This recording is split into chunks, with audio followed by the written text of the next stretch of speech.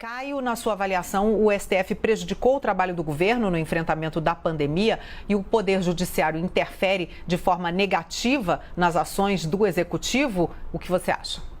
Bom, eu peço até licença me alongar um pouquinho mais, mas vamos começar retomando a fala do presidente da República, né, que ensejou essa nota do Supremo Tribunal Federal. Então, disse o Bolsonaro em entrevista ao apresentador José Luiz da Atena, aspas, que moral tem João Dória e Rodrigo Maia em falar em impeachment ou me acusar disso tudo que está acontecendo aí no Amazonas? Se eu fui impedido pelo STF de fazer qualquer ação em combate a coronavírus em estados e municípios, pelo Supremo Tribunal Federal, eu tinha que estar na praia agora tomando uma cerveja. Tá? Então, fazendo um recorte dessa fala do presidente, ele afirma que foi impedido pelo STF de atuar contra a Covid-19 em estados e municípios. Claro que se a gente adotar uma interpretação de texto literal, a informação soa incorreta, porque o governo federal pode sim e deve adotar medidas de impacto direto nas cidades, como, por exemplo, o envio de medicamentos e de equipamentos médicos. Inclusive, a União vem adotando medidas dessa natureza, como foi explicitado pelo governador do Amazonas, né, que ontem, em coletiva à imprensa, agradeceu e elogiou efusivamente a atuação do Ministério da Saúde na crise sanitária e na crise de abastecimento naquele estado. Portanto, o presidente ele conhece as suas atribuições e as suas eventuais contribuições práticas ao enfrentamento da pandemia, o que nos leva a uma conclusão óbvia sobre essa fala do Bolsonaro. É mais um exagero retórico. E considerando o contexto, né, da manifestação, então, em que o presidente inclusive ironiza a postura do STF, é evidente que ele fez referência a uma decisão bem específica do Supremo, né? Então a gente sai agora do campo da interpretação de texto e volta aos fatos. Na ação direta de inconstitucionalidade número 6341, julgada pelo plenário do tribunal, né, em 15 de abril, né, do ano passado, o Supremo assegurou a autonomia de estados e municípios para decidirem de forma independente sobre questões de isolamento social, quarentena, locomoção por rodovias, portos e aeroportos, classificação de atividades essenciais, funcionamento de serviços públicos e restrição à circulação de trabalhadores. Ou seja, na hierarquia das normas, prefeitos e governadores não estão mais subordinados aos decretos do presidente da República, conforme havia sido determinado pela Lei Federal da Pandemia, aprovada em fevereiro pelo Congresso Nacional.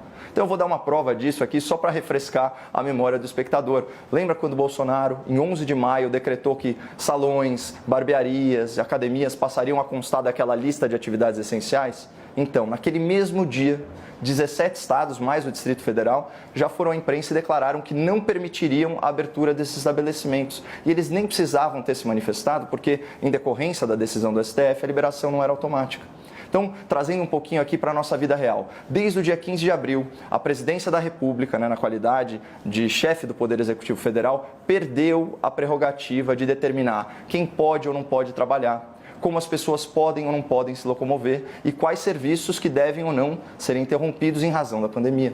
Ou seja, espectador, o que isolou a população em casa, o que fechou milhares de empresas, o que causou a demissão de milhões de trabalhadores, o que empobreceu as famílias e o que tirou os jovens da escola foram decisões políticas impostas por decreto por prefeitos e governadores, fundamentados naquela decisão do STF, a ação direta de inconstitucionalidade, número 6341, à disposição para quem quiser pesquisar.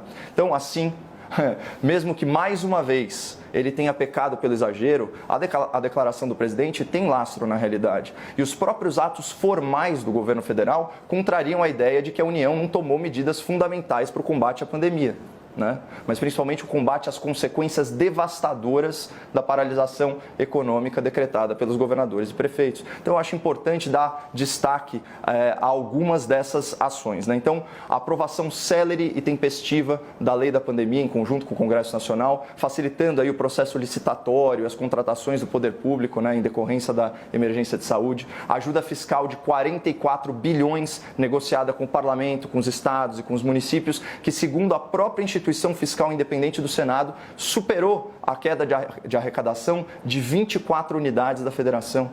Teve o pagamento de mais de 250 bilhões a título de auxílio emergencial, é o maior programa de transferência de renda da história nacional. Isso para proteger quem? Os trabalhadores informais e as famílias vulneráveis. A linha de crédito via Pronamp, né, para financiar micro e pequenas empresas, que são as grandes empregadoras nacionais. Teve MP do Bem, né, por meio da flexibilização das regras trabalhistas, com redução de jornada, suspensão temporária dos contratos, salvou milhões de empregos formais e, finalmente, o investimento na vacina da AstraZeneca e da Oxford, contemplando transferência de tecnologia para a Fiocruz, que é o que tudo indica, está há poucos dias de ser aplicada em território nacional e, registre-se, tem uma eficácia até maior que o imunizante alternativo já à disposição da população. Então, essas coisas todas, elas têm impacto positivo também em estados e municípios e, fundamentalmente, na vida das pessoas. Então, quando eu li hoje, né, as manchetes afirmando, aspas, STF desmente Bolsonaro, eu me vi obrigado a concordar em parte, porque, de fato, o governo federal realizou muitas ações de combate à crise, apesar do tribunal ter esvaziado algumas prerrogativas do presidente da República.